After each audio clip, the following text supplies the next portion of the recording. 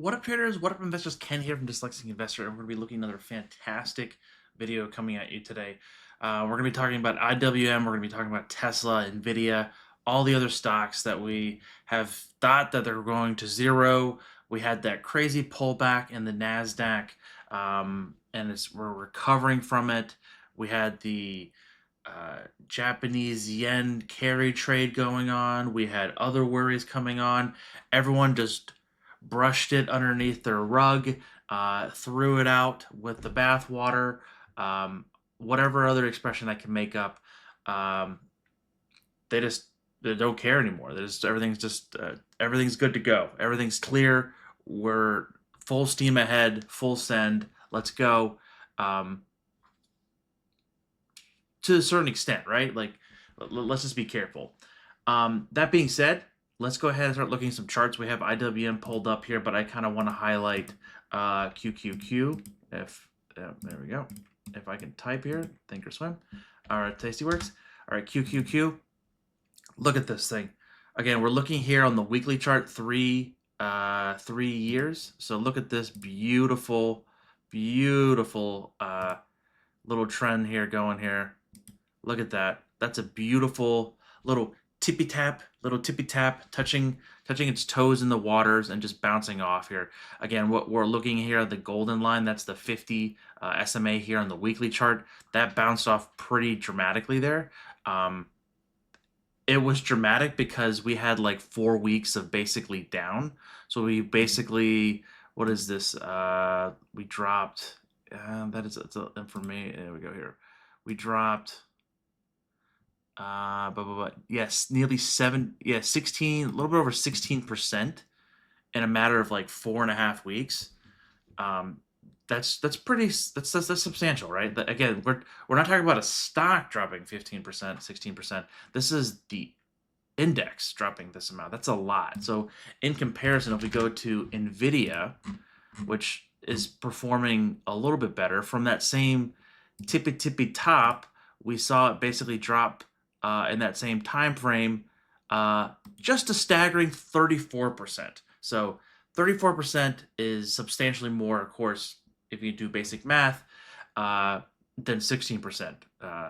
So that's double, and that's a lot. Again, this is the people go out there. AI is a scam. It's a bubble. Blah blah blah blah. Let them speak. Let them speak.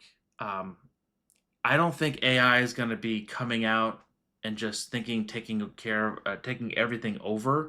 I think people need to I'm glad this did somewhat happen to kind of put on the brakes and kind of stop that crazy momentum that we were seeing on people really pushing it to this level of like, it can't be touched, it's going to the moon. That greed level, when that greed level hits so high and you feel it in the market, a pullback is in order.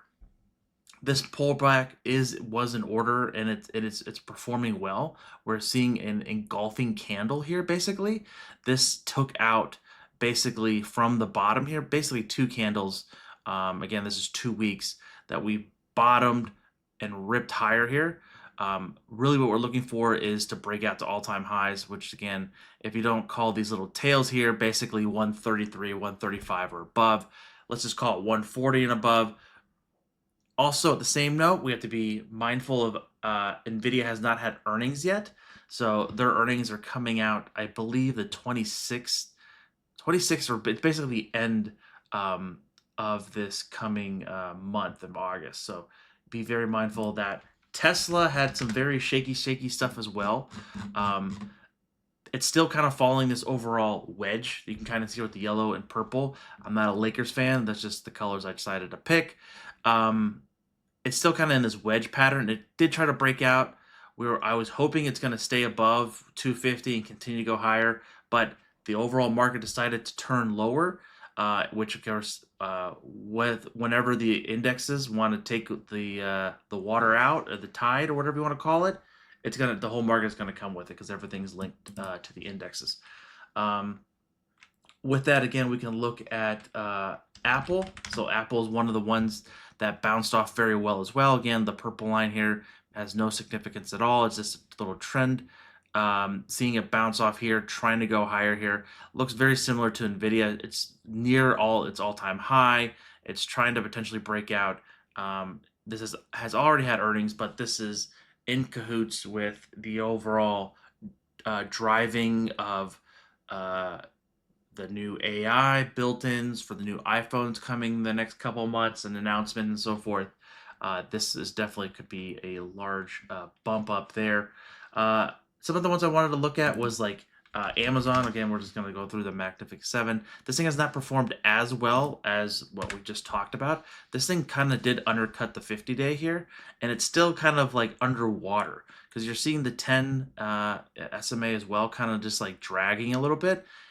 It is a little bit closer to the all-time highs, but even going into the overall sell-off that we had, about 16% in the NASDAQ, it hasn't gotten in its right fit mind, in the sense of this was already kind of breaking and it's not performing well. That could have been for whatever reasons. I have no idea what the reason could be. It could be because Bezos is dumping it to pay for Blue Origin stuff and all that kind of things. Let's do this. Let's talk about gold. So gold is interesting. Gold is boring for some people. GLD ETF that a lot of people trade. 20 years on the monthly chart. So gold has this fantastic thing of like basing, and we can highlight that here with some rectangles here. That's kind of like they call it a Darvis box. Highly recommend that book right here. Kind of Darvis boxing. And once it breaks out, it tries its best to hold like the 10-week here. Again, this is a monthly chart, so just be mindful. This doesn't happen overnight. This takes a lot of time to go through. So this took 14 bars, so basically 421 days, 11 hours and 17 minutes, and it went up 50%. All right, to give you some context here, let's see where we're at right now. We're only halfway there, 200 days, and we're already up 24%. So this has the potential to run up quite a bit more. If I can, sorry. Again, doesn't mean it has to happen, right? It's something that could happen. So basically, let's just call it this level up here, 286. All right, just be mindful of that. Just keep an eye on gold. It's kind of a sleeper sometimes. All right, let's go into the fun part of the that's a monthly chart. We're going to be talking about IWM and our boy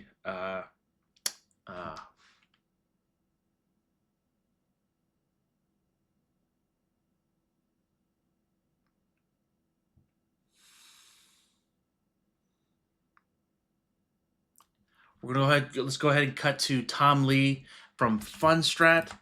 Here we go.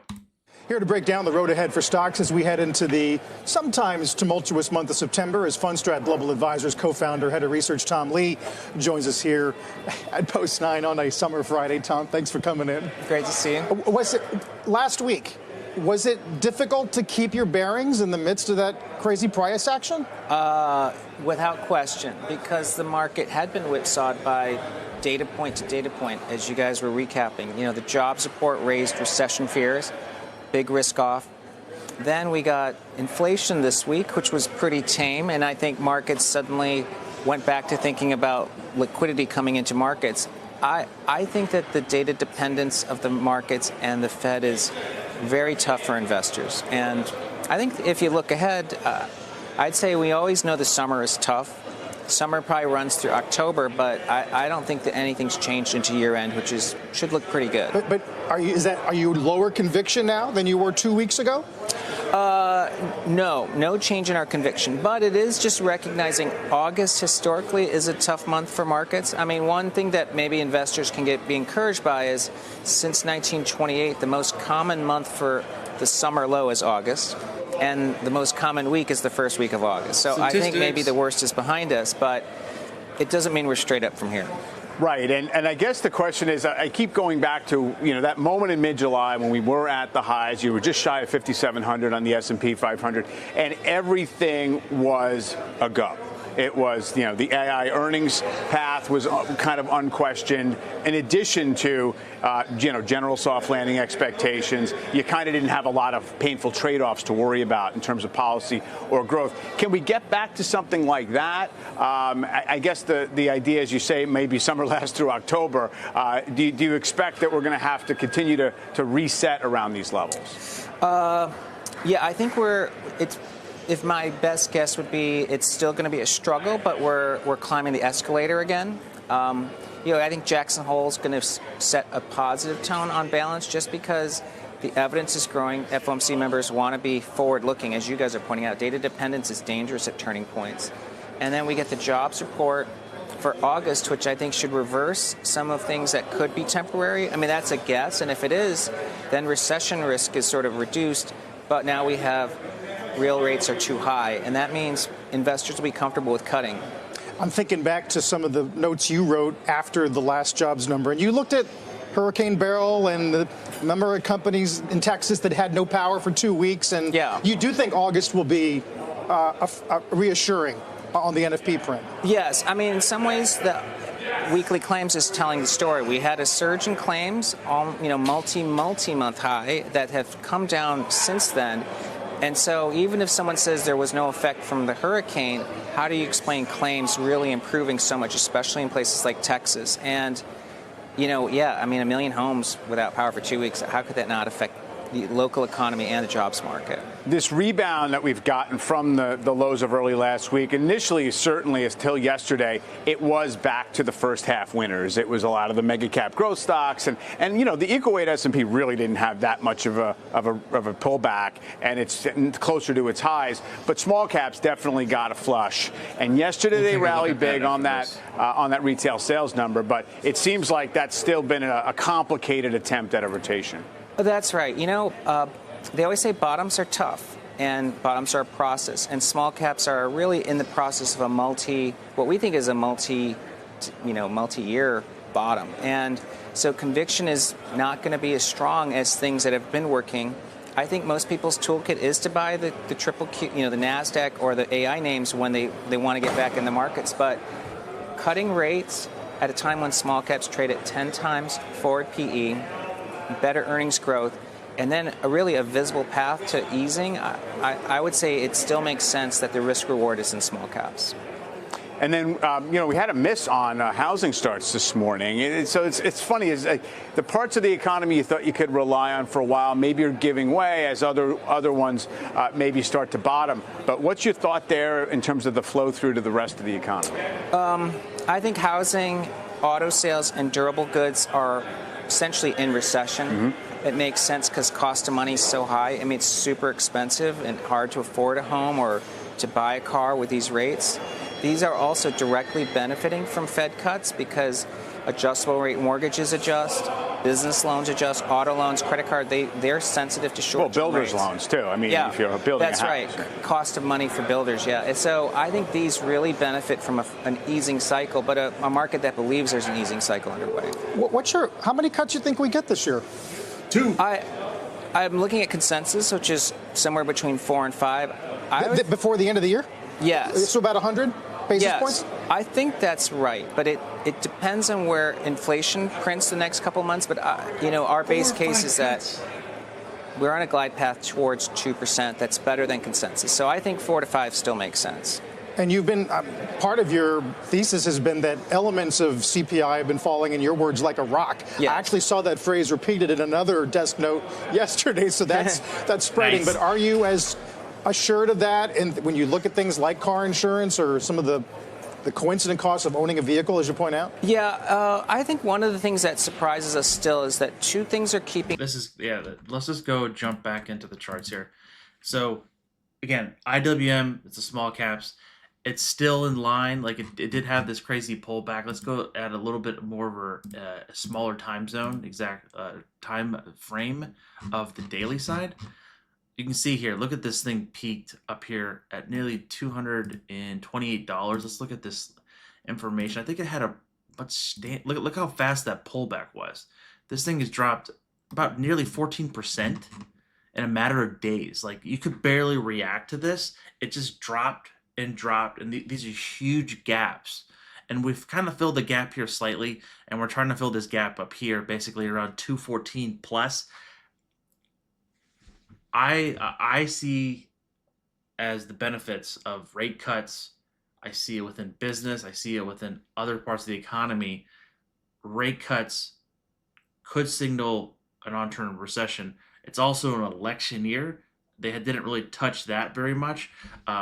That's always could be a headwind, and really seeing after November is basically where the rally can come in. You can call it the holiday rally, the Santa Claus rally, whatever.